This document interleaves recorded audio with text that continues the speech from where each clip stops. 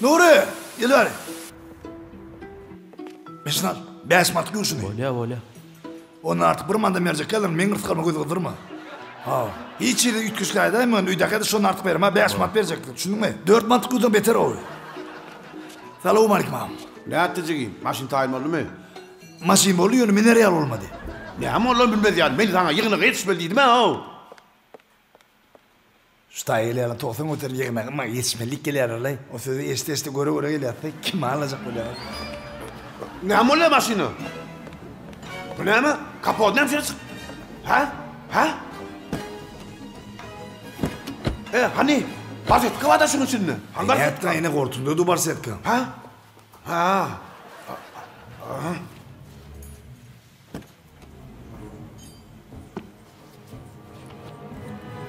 Gözleştir ağam. Yine hayattan çıkıp atılman alan tökmedim olaymadın.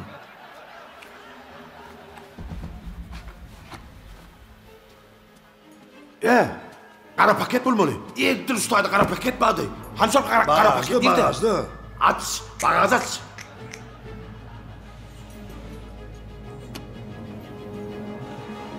Bami.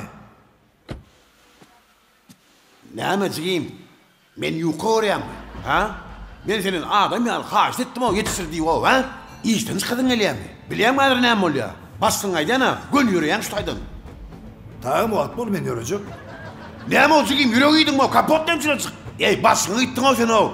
Ne emettin masini boynuna o sen? Kıyırdın arkı. İçin dök bir lay ondan meden açacak neyim şu açan mı? Ne mi uğurlayan o bastın sen? Yok yani ne edersin? Han bastın ne? Senden soruyan. Öğündü du başlık. Yine tan sor men başlık. Ha? Men başlık sayda. Men bu işi böyle koymayan o. Hazır gereklerini sana diyene. Sen pastayan müşteri getirdin o sen. Bileyen ben seni sonu. Pasta yanı müşteri ol yani ha. 3 aydan bir gedek geliyor. Yoksa parmağa gelende pul vermeyecek ol maşini özümü yüktürdüm. Salamu aleyküm do. Savur tanrıkın bu uyudun maşini. Dot şu yere gelimde gelince otoydu maşini nirda yol? Yok la. Ya men ağlamak.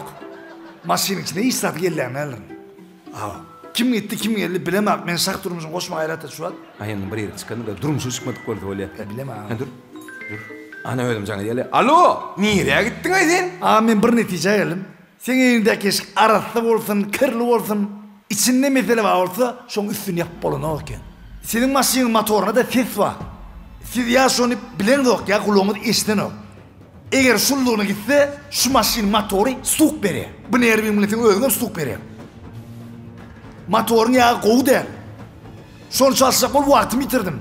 Men moykudan taşırım motor, yankı onu seyredeyim, ustahanam mı? İnağım.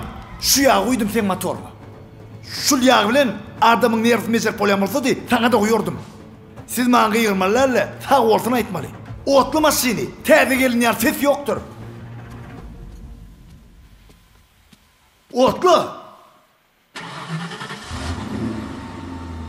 Maşin ne ses yok ay. Ay ineyim bağışla beni o. Bağışla. Allah bağışladım.